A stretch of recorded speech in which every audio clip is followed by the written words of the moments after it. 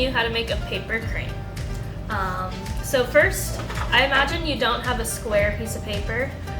Most papers are like this. So the best way to make a proper square is to fold a little triangle. Make sure it's straight. Now that you have your little triangle, you see this portion, you're gonna fold in. You wanna line it up. Now that you have your little bit folded in, you're gonna want to mess up the paper a bit by just running your nail across it. This just loosens the fibers and makes it easier to rip. You can use scissors, but I find that when you use scissors, they just don't rip as cleanly. Now that you've done that, you wanna fold it back the other way and just do the same thing on that side. Now that you've done that, you can rip your paper without worry. Now that they're separated, you have a perfect square.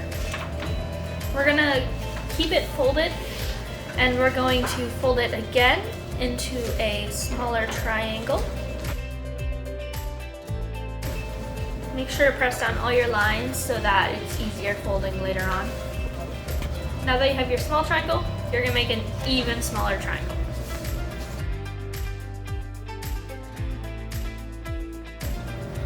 Now we can finally unfold our paper and you will see it looks kind of like this.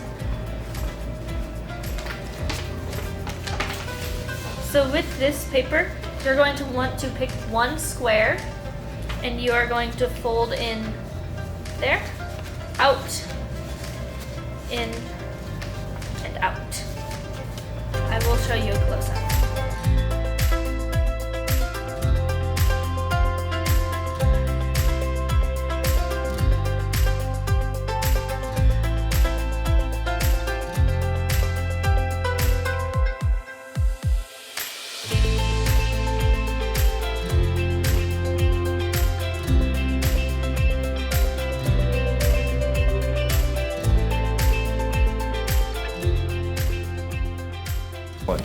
If you find that your paper isn't cooperating, you can fold back and forth on some of the lines that we already have, just to kind of give it more of a base to cooperate for you. You want to see it look kind of like this on the inside. And then you want the open portion to be facing you. That's important. You take one little flap and fold it into the center line. So then you want to fold in the other side. I like to think of making paper cranes as just making a bunch of triangles and kites.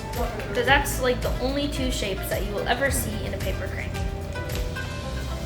And if you see, that's a kite shape with the open side down.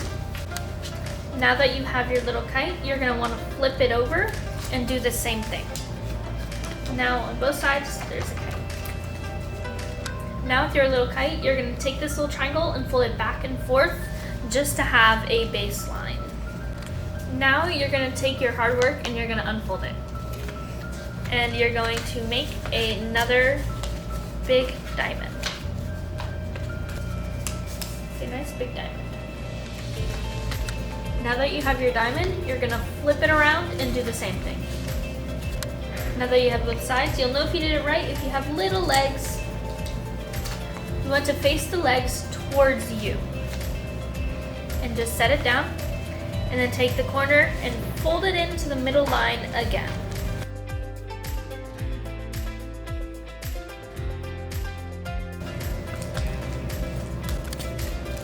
Now that you have it, you're going to do it again on the other side.